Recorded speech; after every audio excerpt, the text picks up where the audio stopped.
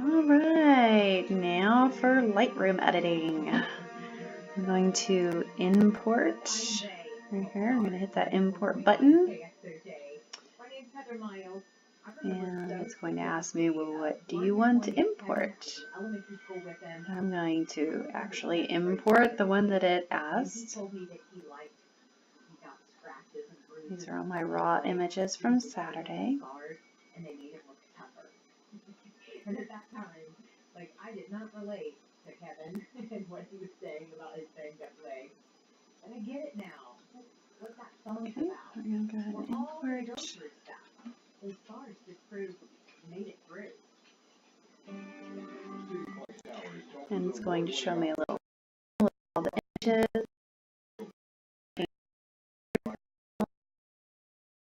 Slider there.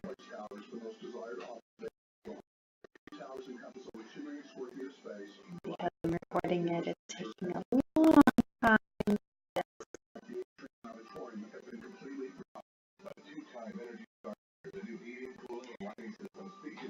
Alright. Come on, Lightroom.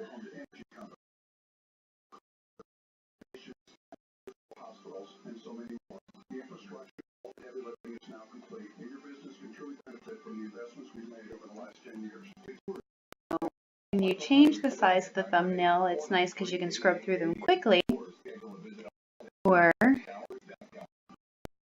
make them really small, kind of get an overview, bigger if you want to be able to see the expressions better. No, let's go this one. This looks more.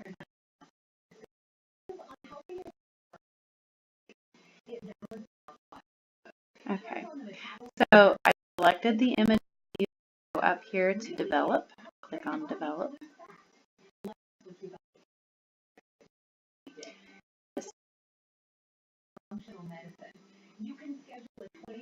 Alright, now right here we have our histogram, like on the back of the camera, and as you can see it's pretty dark because I try to shoot underexposed, better than blowing things out.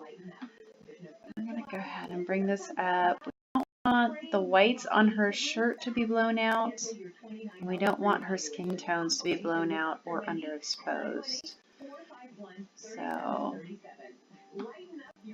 if you click the Alt button when you do the histogram, it should tell you when things are starting to blow out. So right about here. And to me that looks pretty overexposed. So we're going to bring that down to where it looks right.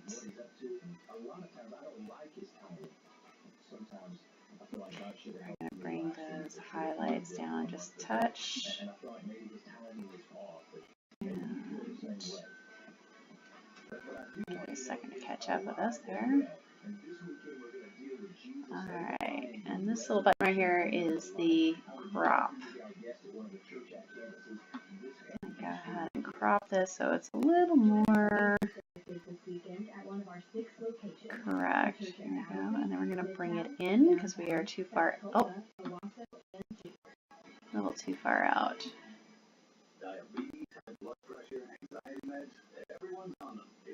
Alright, so now you notice it has the grid. And the grid tells you where your rule of thirds are. Visually interesting. We want her face to be probably right around here. I'm actually going to bring it in a little more because that makes her too small in the frame. Come on, computer, catch it. Oh, okay, sorry, it's skipping around and taking up a lot of memory. Let me reset my crop. Facing life-altering situations one package at a time. Join the cause began with care package deliveries to home, hospital, and hospice visits, but it has expanded to helping families who have lost children or loved ones, especially to cancer. Our newest project, Joy to the Rescue, partners with our local first responders to help children in crisis with a backpack filled with care items. Okay, we're gonna go there. The need for first responder backpacks has blown. So now you can choose in this particular instance to leave all this here, if you'd like. It's called a dirty frame, and it's a stylistic thing that adds layers and textures and depth and context. But there's a lot of people who are really against it. They think it looks sloppy. So that's up to you. You can go into the brush, or was it spot removal? Yeah, spot removal. And your left and right brackets will control the size of your little cursor here. So I'm making it bigger. You can adjust the feather and the opacity if you want. You can adjust what it does. I personally am just going to paint it on here. Let's see what we got. It wants to heal from down there, which is not correct. This is part of the reason why I'm a big Photoshop fan, because Photoshop gives me a little more control than Lightroom. Okay, so there we go. I'm going to fix this down here.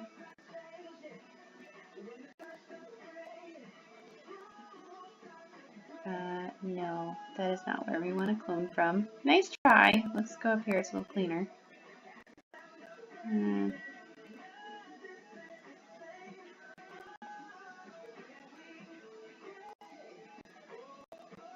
Better than it was. Still not exactly happy with it. We're going to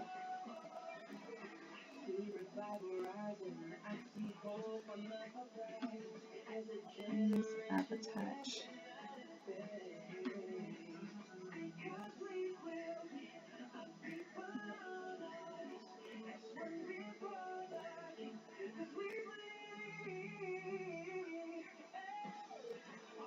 Come on, catch up. You can do little bits at a time if you want. You can adjust the size of what it's healing.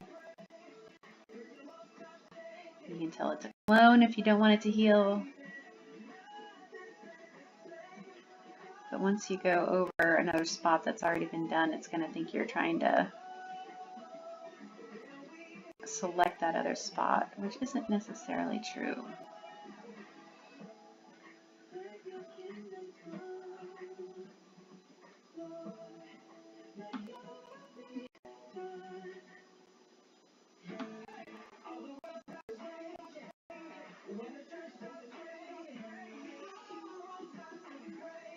Yeah, we're going to say no to that one. Let's see.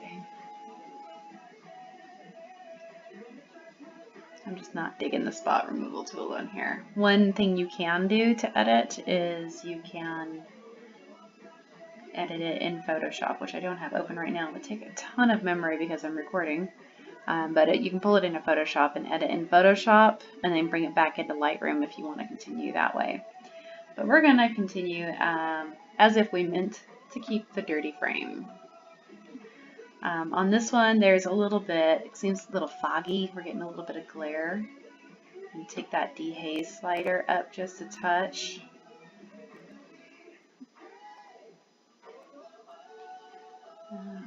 Push the exposure just a touch. When it comes on, I just really can feel the connection. I'm going to bring that noise reduction in just a touch. So it doesn't look quite so noisy in there.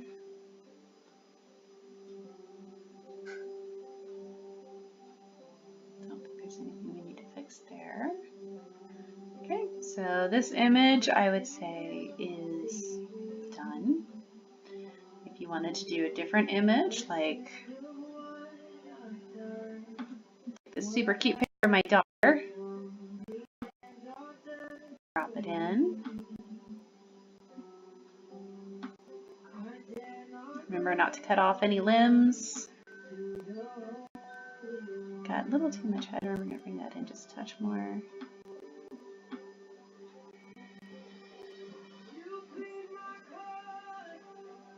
Bring up that exposure. And bring down those highlights just a touch. Bring those shadows down. Give it just a little bit of contrast. And a touch of warmth.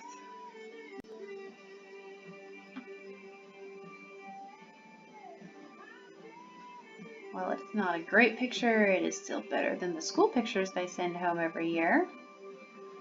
I'm sure a lot of you can agree, even with her messy hair.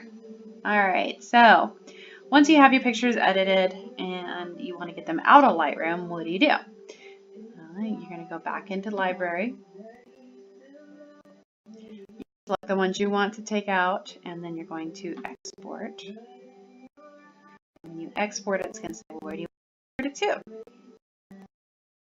I'm going to go ahead and export it back into the folder it came from.